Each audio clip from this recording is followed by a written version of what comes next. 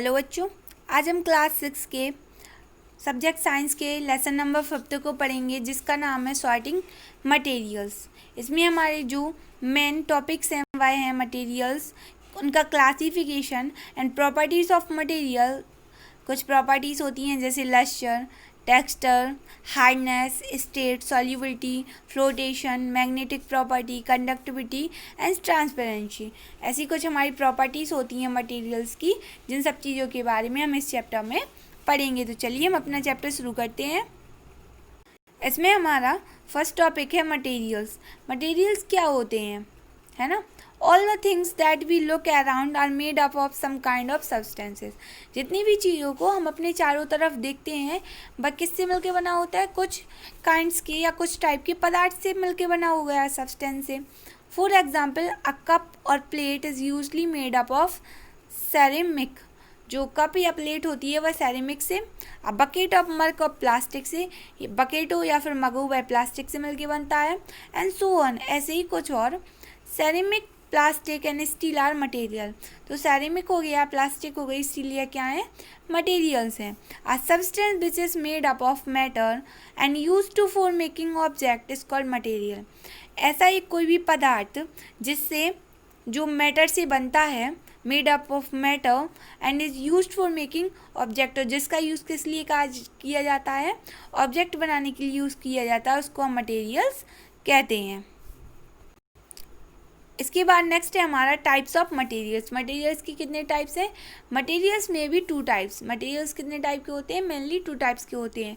First है man made material, second है natural materials. Man made materials are synthesize by human beings. जो man made या मानव निर्मित मटेरियल्स होते हैं वह किसके द्वारा बनाए जाते हैं, ह्यूमन बींग्स, मानव द्वारा बनाए जाते हैं। Example for plastic, nylon, glass, ceramic, steel etcetera. Natural material या प्राकृतिक मटेरियल कौन से होते हैं, अकर इन नेचर, जो कहाँ पाए जाते हैं, नेचर में, प्रकृति में। Cotton, silk, jute, gum, resin etcetera. The process of putting things or materials in a group or category is called classification. ऐसी प्रक्रिया जिसमें थिंग्स को या मटेरियल्स को एक ग्रुप में कैटेगराइज किया जाता है, उसको क्या कहते हैं, हम क्लासिफिकेशन या वर्गीकरण कहते हैं। We need to sort things every day. हमें डेली चीज़ों की आवश्यकता होती है प्रतिदिन। For example, we need to put vegetable in one shelf of the fridge and the fruits in another. हमें किसकी आवश्यकता होती है, कम वेजिटेबल को एक सेल्फ में रखें और फ्रूट्स को दूसरी सेल्फ में रखें। We need to separate the dirty cloth for washing. हमें जो डर्टी क्लॉथ हैं उनको सेपरेट रखने की आवश्यकता है वॉश करने के लिए। And the clean cloth to be keeped in the cupboard. और हम क्लीन क्लॉथ को कहाँ रखते हैं, अपने कवर्ड में। सॉर्टिंग और ग्रुपिंग थिंग्स, सॉर्टिंग करना या फिर उनको ग्रुप बनाना थिंग्स का make over our work easier, जिससे हमारा वर्क कैसा हो जाता है, काम बहुत ईजी हो जाता है। It is easier to find them when they are sorted into groups. और उन्हें फाइंड करना भी ईजियर रहता है जिससे, क्योंकि हमने उन्हें ग्रुप्स में सॉर्ट कर दिया या डिवाइड कर दिया गया है। Classification of things is based on the properties possessed by the object. जो क्लासिफिकेशन होता है थिंग्स का, वह किस पे बेस्ड होता है, जो प्रॉपर्टीज होती हैं ऑब्जेक्ट की उस पर बेस्ड रहता है। It can be similarity in size, by similarity size में, शेप में, कलर में, टेक्सचर में, स्टेट में और chemical or their chemical properties में सिमिलर रहता है। Let us learn about some properties based on which classification of things is done. इसमें हमारी फर्स्ट प्रॉपर्टी है लस्टर या उसकी चमक। Look at the picture shown below, what is the common among all the object so here. जो हमें picture दिख रही है उसमें कॉमन क्या है सारे ऑब्जेक्ट में या पदार्थ में, they all have a shine or lustre. इन सब के पास क्या है, अपना एक साइन, चमक या लस्टर है। Lustre is the property by virtue of which an object shine. एक लस्टर एक प्रॉपर्टी होती है जिससे कि वह ऑब्जेक्ट है वह साइन करता है या चमकता है। Materials that are shiny in appearance are known as lustrous material. ऐसे मटेरियल जो दिखने में साइनी होते हैं या चमकते हैं उनको लस्टर मटेरियल्स कहते हैं। Metals like gold, silver, bronze and iron are example of lesser materials के कुछ example हैं gold, silver, bronze and iron।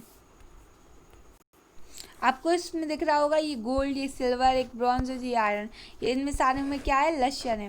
Materials that are dull in experience और lack shine are known as non lustre material.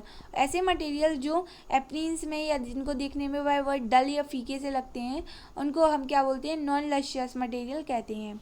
Example for paper, rubber, cardboard, wood are example of not mushroom. जैसे paper हो गया, rubber हो गया, cardboard हो गया और would हो गया, ये सारे किसके एग्जाम्पल है, नॉन लश्यस मटेरियल्स के एग्जाम्पल्स हैं। इसके बाद हमारी नेक्स्ट प्रॉपर्टी है texture.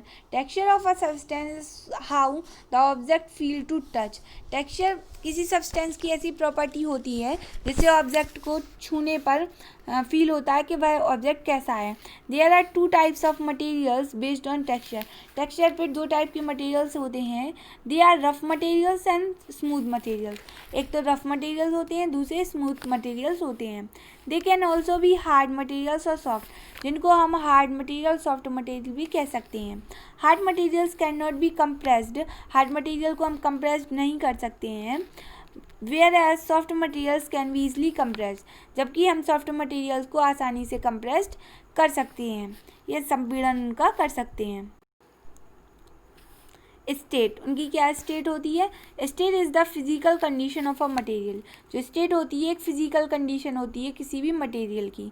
Based on their state, उनकी स्टेट पे जो बेसिस पे क्या होता है, materials can be classified as solid, liquid and gases.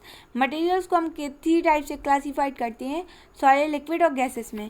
The difference in their state is because of the particles arrange in them. जो differences होता है उनकी स्टेट में किसके कारण होता है, उनके पार्टिकल्स के अरेंजमेंट के कारण होता है। फर्स्ट स्टेट है हमारी solids, have a defined shape and defined volume.